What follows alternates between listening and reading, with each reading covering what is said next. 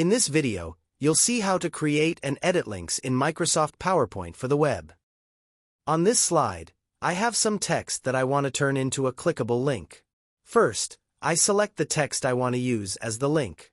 Then I go to the Insert tab on the ribbon and click Link.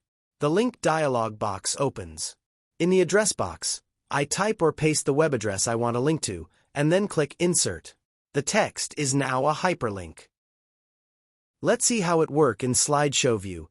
I can click this link to open the web page in my browser. PowerPoint can also create links automatically. If I type a full web address, such as www.microsoft.com, Word for the web and PowerPoint for the web will turn it into a clickable link as soon as I press space or enter. If I need to change the link later, I select the link text again, go back to the Insert tab, and click Link to reopen the dialog and update the address. I can also right-click the link text and use Link from the shortcut menu to edit or remove it.